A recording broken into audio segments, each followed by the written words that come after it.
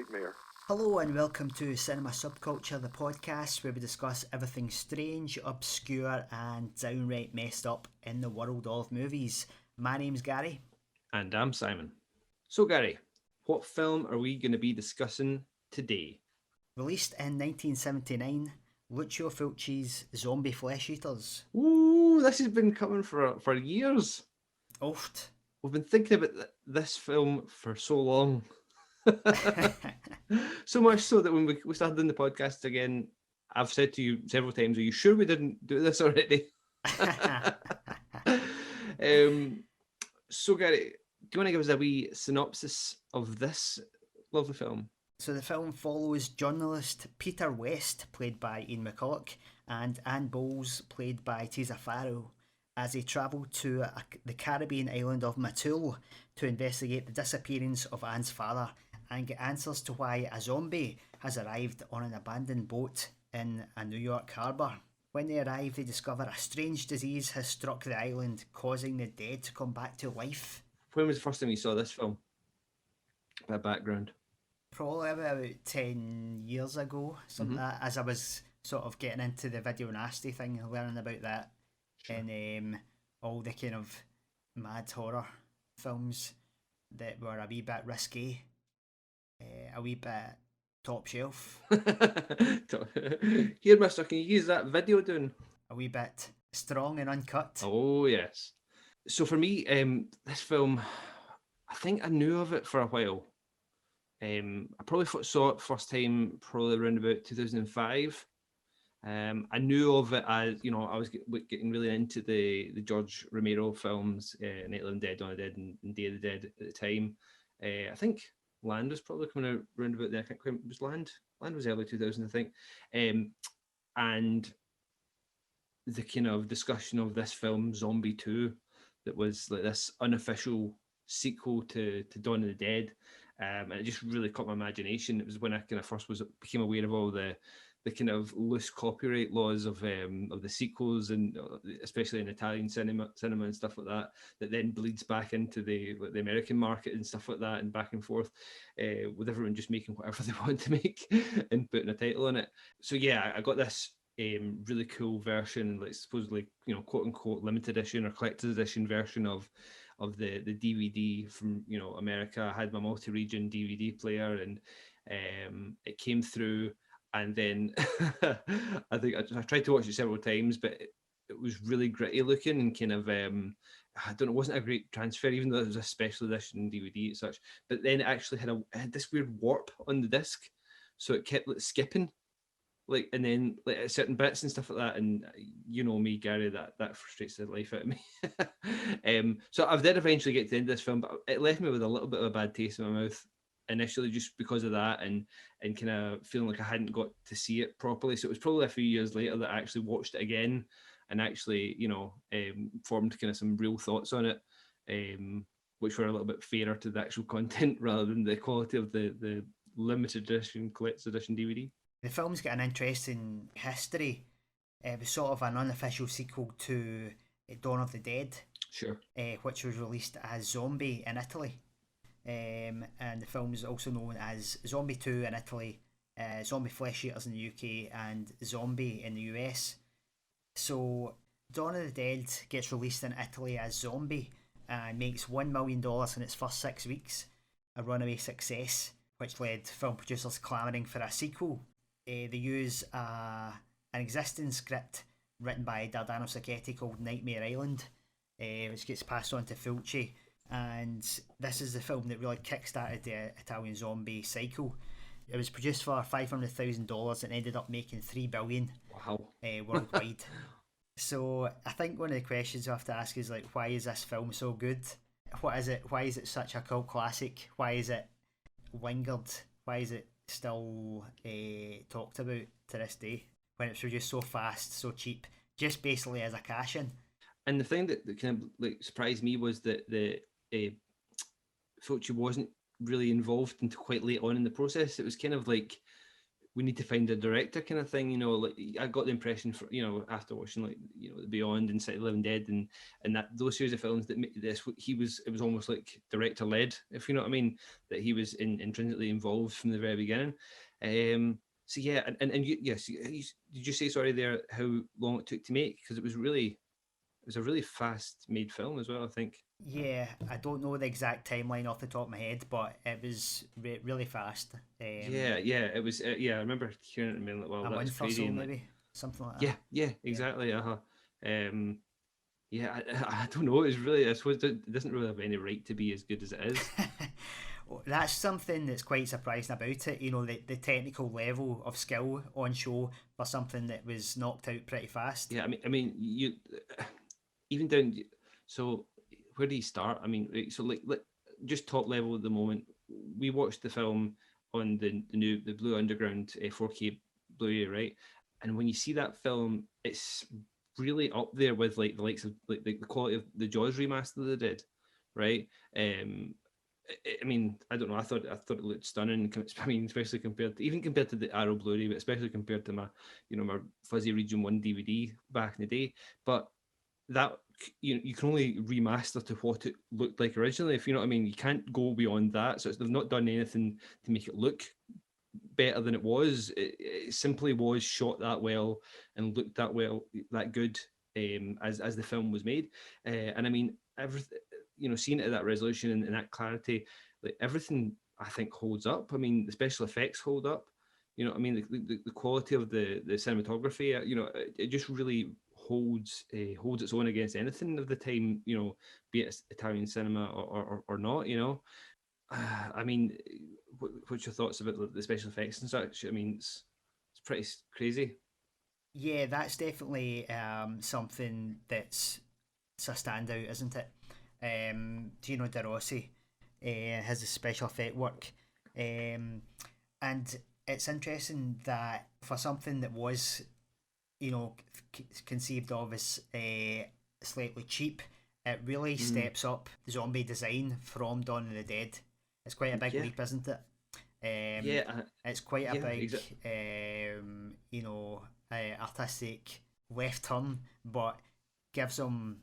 It's a different style of zombie, but It you know, really it's a is. lot. I Yeah, think it's a lot makes them a lot scarier. They really look ancient. It's a different. The narrative's different, isn't it? Because like they're meant to be like bodies that have been dead for a long time. yeah, yeah. You're right, but I think like, I was going to say, like, you know, it's interesting, like, so yeah, you're right. Like, it's not to go back and look at this film as a sequel, or, you know, made in the wake of Dawn of the Dead, that you really think about those special effects. Like the special effects in Dawn of the Dead, I think still hold up for that type of film, but the actual zombie makeup and effects don't really work. They don't look like what the modern day image, especially in cinema, of what a zombie is now. You know, it doesn't look the same. So much so that I think if you went back and watched that film, having no knowledge of it before, you know, just having seen like modern day, like The Walking Dead, and, you know, like, you know, the remake of Dawn of the Dead, you know, those types of film, you would be like, I mean, I don't know if you would necessarily, if you didn't get the importance of the films, you would maybe laugh at the, you know, the laughable effects almost, or makeup. It's just really grey makeup or green makeup on actors that don't, you know, don't really look that dead necessarily. Just look like the kind of, oh, they weirdly, they almost look like the kind of traditional voodoo zombie that we're kind of seeing in this film. But like, it's weird how influenced it seems from this film the actual look of the modern zombie has come.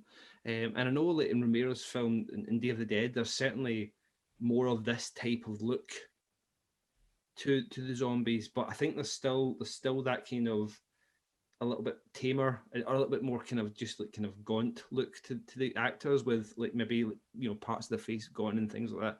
But I really feel even the recently deceased in this film, the zombie makeup really has had a ripple effect, I think, right through to now, and looks far more like what the modern day zombie is. I think that's maybe what helps the special effects hold up, because you look at them, and I think anyone who knows of any, you know, who's seen, like, again, The Walking Dead or something like that, but has never seen a Romero film, would know that those are zombies, you know, just instantly. And that's amazing. The fact that that's kind of become the modern look of a zombie. It's overtaken it. Yeah, well, going back to, why is this film so good when it maybe on the surface doesn't quite, you wouldn't expect it to be. But I think it's Fulci's direction. That's one of the key components of that. And it's interesting, this was his first horror movie, and he's quoted as saying that he didn't really like horror for this. He made some giallos that had some kind of gruesome moments, which made the producers look to him as a potential director. And I think his input to the film, it takes quite a flimsy story, but it's elevated by carefully considered shot choice, composition, often quite painterly shot compositions, well thought out, well designed. I think, and Fulci's also got a flair for a strange atmosphere, the ability to create a strange mood with the camera. One of the little things that he adds in that I really like is a sort of between scenes, you have these little, sometimes interstitial shots of just like the empty street on the island, and you get like little animals crawling about like a crab, or you sometimes just get a zombie coming down the street. But it gives it a kind of space and an emptiness and a kind of eeriness that adds a lot of flavour to the film. I think it creates the notion that there's a world of nature going on simultaneously. It expands the scope of the film in a weird, really simple, quick way that makes it more realistic, somehow more scary as well. It's interesting you say that. Like, so that made me think of something else. So I was kind of like, without saying it, I was kind of implying, or I was kind of trying to reach the thought that, I wonder if Romero was influenced in the look of the zombies at all by either this film or what happened subsequently with the Italian kind of zombie flicks, right? But the scene you're describing with the empty street and the wildlife and the lone zombies and the emptiness, I mean, that's the opening of Day of the Dead. Is literally that. It's an empty city street, and there's like an alligator or a crocodile or something like that, and there's like papers moving about, like getting blown about, and then suddenly there's a single zombie, and he comes out from the belt, the box office, the cinema. So it's interesting that it just really made me think of that when you were describing the scene. Right. There's an interesting answer to that. Oh yeah. That's in the Ian McCulloch interview. Okay. On the disc, that at some like convention years later, Ian McCulloch and Richard Johnson were there, and Romero was there, and they thought, all right, let's go up and meet George Romero. We've never met him before, because we'll be like, oh, we were in Zombie Flesh Eaters, the sequel to your film. And he was like, oh, and Romero was just like, oh, right, that's cool. I never seen it. Right, George. I heard about it. But I could still, it's maybe like other people working on the film. Oh yeah, definitely, yeah. I mean, Tom Savini on that. Tom Savini was on Day of the Dead, yeah. I can imagine him watching it. Yeah, definitely. He's a total special effects nerd. Another thing about this film, I think that keeps it relevant is, I mean, the amount of times I've seen in kind of like horror documentaries or best kills, or like worst ways to die type of thing. I mean, one scene from this film comes up almost every time. You know what I mean? You know it's coming. And when we were watching it again, it still made us wince quite heavily, because, as I said to you, like, it always goes further than what my memory tells me it goes. Right. You know what I mean? I never think, because you see it in those documentaries and you see it so often, and you think, when are they going to cut away? and they never do it. And you pointed out how tense the build up to the eye impalement is. And it's one of the things that, until you pointed out, I was just getting worked up. I hadn't really thought about the kind of single shot of it for a while. Like not really cutting away, and kind of the build up and the tension that was being brought in there, and how drawn out it is, isn't it? It's just like, we've spoke about that, in I think the Demons review, a little bit drawing ideas out, but this is the kind of making that work. Because it's not, we're not here to bash other films, but it's not the only idea that he has, or they have in the film. But yeah, I mean, that scene is just, It's something iconic, isn't it? Yeah, totally. And you're right to point out, I think, that one of the reasons that scene is so successful is the build up, and that Mm. illustrates, I think, Fulci's skill and intention and attention to detail as a director. Because that plays out in a sort of series of like one take shots, long takes, that really help to build the tension. In that scene, where the character's having a shower, and then sort of hear someone at the door, and the camera's moving room to room. But yeah, I think you're right. I think that scene has kind of made the film legendary, and I think we should take note of as well that one of the standout things from this film is kind of Fulci's decision just to go to town with the gore and Mm.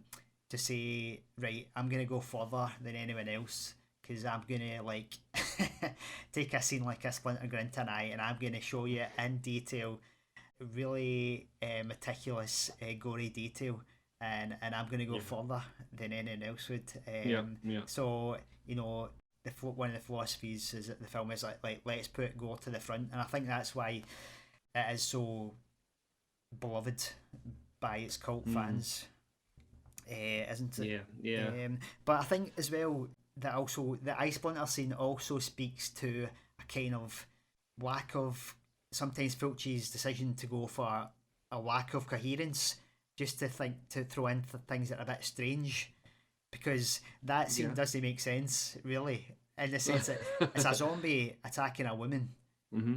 The zombie just wants its dinner, Sure. but it's breaking through the door, and then it decides to grab a woman by the hair, slowly and meticulously, carefully pull her eyeball into a big splinter. There's no rational explanation for that. That's all really. No, no, no. I suppose. I mean, sometimes it's hard to get into an orange, isn't Uh, it? I mean, I don't know. It's like you want you need aye. something to get into an orange. But no, you're right, and But I think that makes it a bit odd as well, and just like, yeah, this is just bizarre, but it's great. yeah.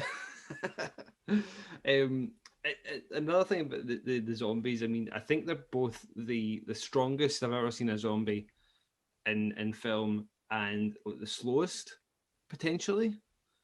Like because they they do there is a lot of, and I don't know whether that just is like Fulci, but these, as you say, adding that kind of tinge of the strange or the unusual, the kind of illogical. But there's a lot of scenes where people come up against the zombies and either just wait too long, they just kind of stand looking at them, or they kind of, as they're approaching, they kind of just freeze in total terror.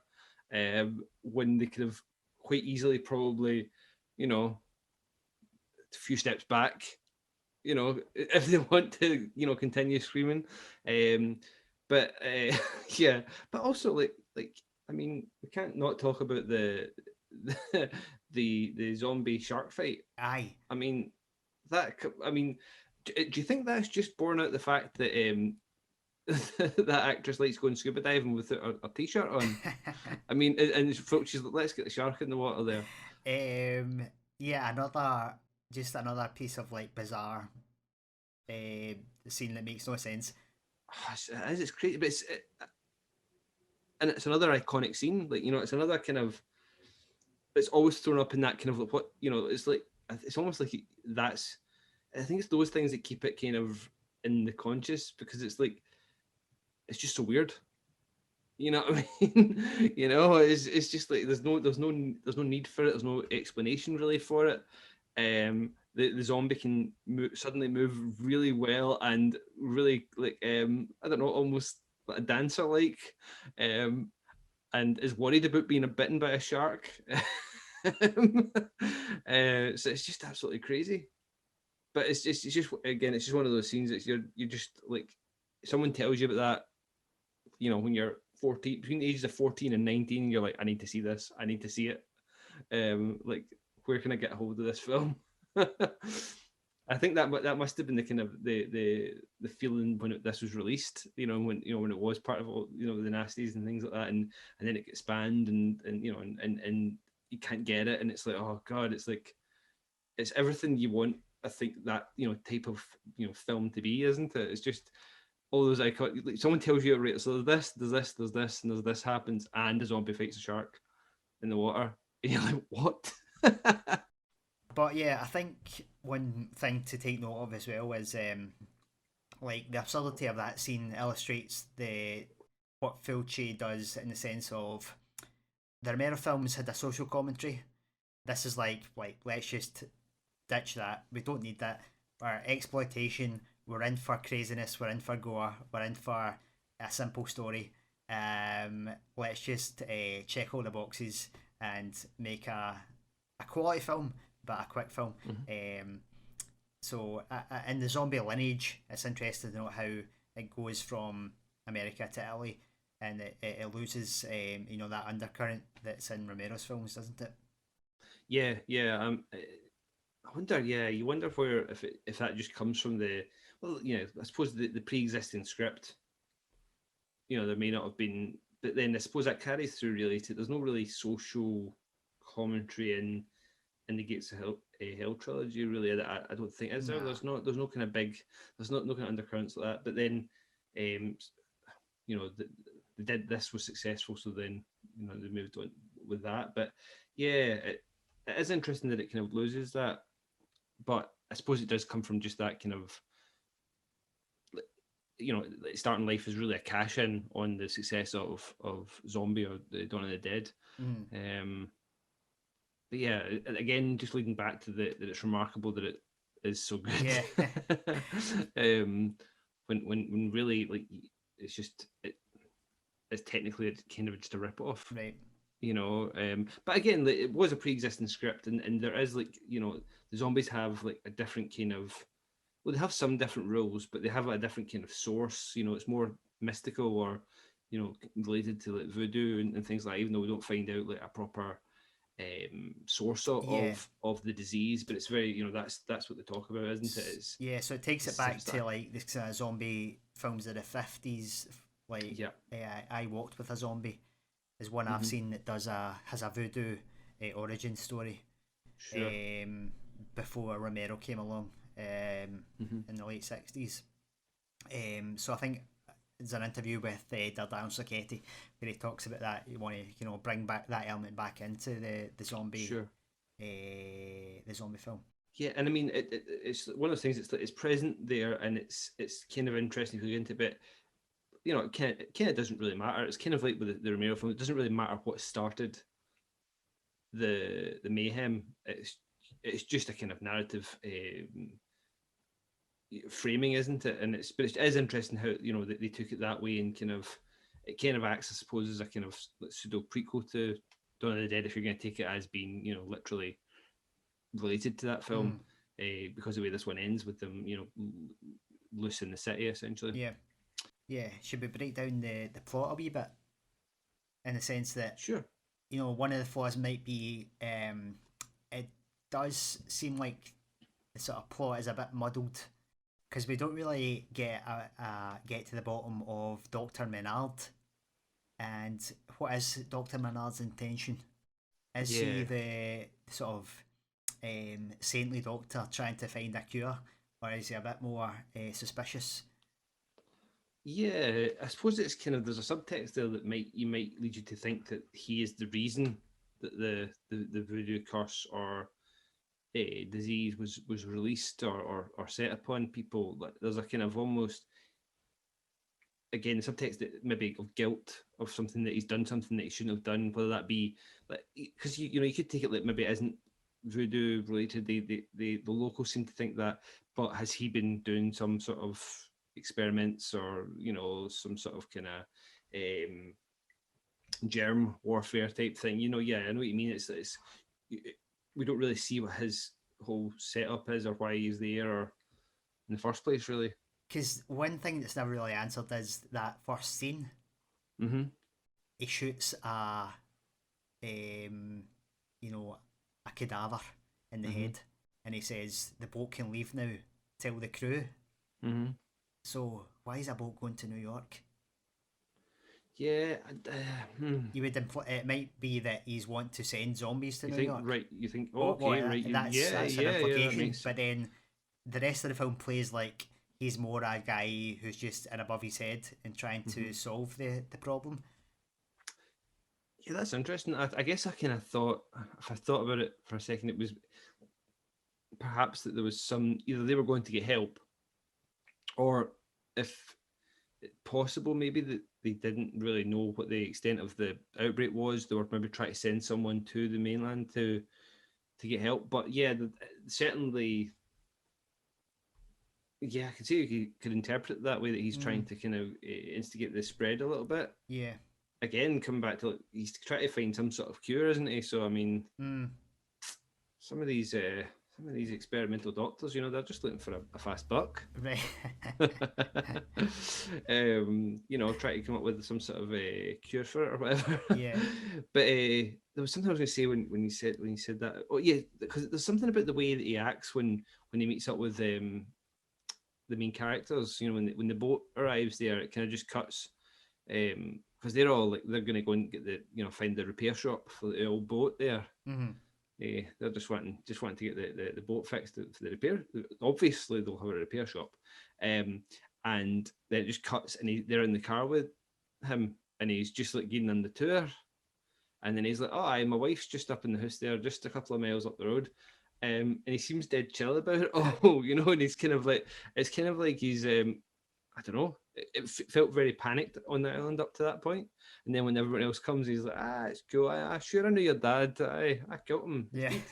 It's like, we stole his boat." Said folk to the mainland. But yeah, it is a bit weird. And do you think his wife's so frenzied when we first meet her because of what's been going on in the island, or do you think there's anything else behind that? Well, she seems to suspect his motives, doesn't she? She seems to suspect that he's got maybe some kind of delusions of grandeur, that he's some kind of scientist.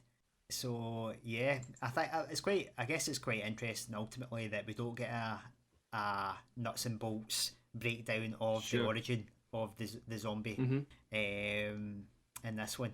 It kind of makes it a bit more ambiguous. Yeah, well, I mean, we don't really get a source of the zombies in the Romero films either. Like they're very careful. Like in that, I think Night of the Living Dead talk about a fallen satellite or something. Oh, right, okay. But that's only mentioned in news reports. But certainly, I think Romero went in records like that it was a science-based, cause if it wasn't explicitly explained. But yeah, it definitely is an interesting take to go the kind of the voodoo or the kind of more mystical cause of it. What do you think of the music? Right, yeah, we should talk about that because I think that's also one of the factors that's gave it the longevity and the sort of classic status that it's had. The theme tune in this is amazing, really catchy, memorable. Fabio Fritz's theme, which kicks in every time there's a zombie attack, really works really well with imagery. A sort of slow but menacing synth-based score.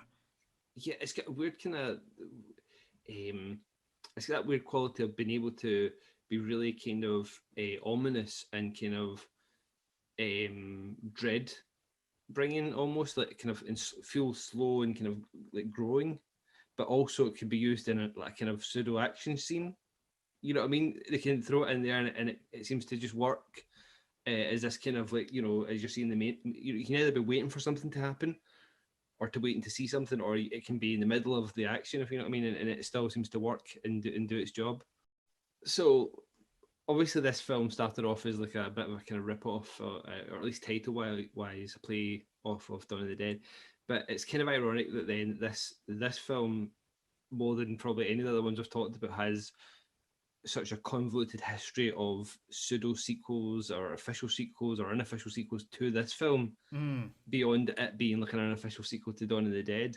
I mean, I thought about trying to like go down and explain some of the different film series, but I mean, there's at least I think 4 or 5 different kind of film series that this is part of.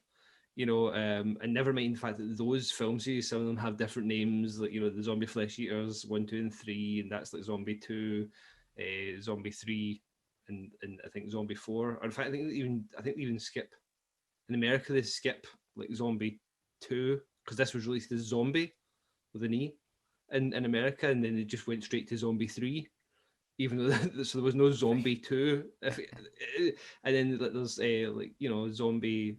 I think there's Zombie 4 or Zombie something, and then Zombie 5, Killing Birds. I mean, it's absolutely insane. There's so many different.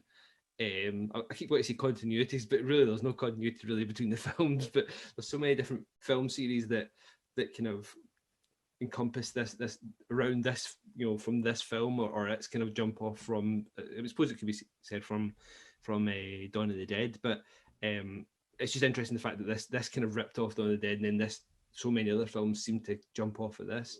I know that Fulci was involved with Zombie 3. I think he left the film partway through the production. I think he had meant to have ill health or something like that. But and then we've got, I think I mentioned the Anthropophagus review, whereby Anthropophagus is like Zombie 7 in some regions. Right. And Absurd is Zombie 6, even though Absurd was like a pseudo sequel to, or like a kind of spiritual sequel to Anthropophagus. I mean, yeah, you get the idea. I encourage you, anyone that's listening, to go and have a wee look out there. There's a good guy on YouTube that does horror timelines. I think it's horror movie timelines. He does a bunch of different like action, sci-fi stuff like that. But he does a series on horror movie timelines, and he recently did the Zombie series, right. And that was what put me off trying to explain it all, because he does a really good job of it, but yeah, just go there and watch his video, because it's really really in depth, and he goes into any continuity that he feels is there, and and tries to dissect it. I think even he gets kind of exhausted by the end of it. Yeah, so after this film, everybody jumped on the zombie bandwagon in Italy. You had a slew of films trying to cash in on the success of this one. You had Zombie Holocaust, Zombie Creeping Flesh, Burial Ground. You had Fulci's Gates of Hell trilogy, which are to some extent zombie films, not as obvious as this, but I think this is definitely the original and the best. It sort of stands above its peers to quite a significant degree. I mean, I definitely think it's worthy of a place, shoulder to shoulder with the likes of Dawn of the Dead, in the Romero films. I think it's even if it started off as a kind of, and we're going to say cheap, but we don't mean, so it doesn't feel cheap, but like as a knockoff, I think it stands with it in terms of everything we've listed here. And even story, because some of this, the stories in the Romero films are just as kind of thin at times, even though there's a lot of social commentary. I think it just still works. I think it holds up. I think it holds up visually in some ways better than Dawn of the Dead, specifically. Yeah, I think as well, it's just a really great fun watch. It's got a lot of brilliant, hilarious dialogue. I think the performances are good, although apart from Tisa Farrow, who seems a bit not unsure of herself on camera. Did you not say she stopped acting after this film? I can't remember the timeline, but yeah, right. I think she's better in Anthropophagus. I think Anthropophagus was after this, but that makes sense with it being so she got a bit better. But right, yeah. And then she hit her peak in Anthropophagus, then just quit. There's a lot of scenes in this movie where she just opens up her eyes and sort of stares blankly into the void. Without really showing anything that's going on behind her. But Ian McCulloch's good. The supporting cast is good. Richard Johnson's really good as the Doctor. So it's one of those films that's just like a great joy to watch, isn't it? Great laughs, great music, really nice to look at. And the gore's fun, I feel like, it really is. It's definitely got that kind of. I think it holds up and feels, it looks authentic. Like, it doesn't feel as if it looks fake, but it's still got that kind of. It's on the fun side of gore. It's not in the kind of mean side of gore. You know, it's still, I think it's in a kind of popcorny gore, if that's a thing. You know what I mean? It's not necessarily the kind of torture porn gore, but it's got that kind of you know, fun. Just what you're saying, fun kind of feel to it, and I think it looks really good. So you've been listening to Cinema Subculture. If you'd like more of this content, please make sure you have subscribed on YouTube, like the video and hit the notification bell. Thanks for listening. I've been Simon. I've been Gary. Voodoo? That's just superstitious horseshit.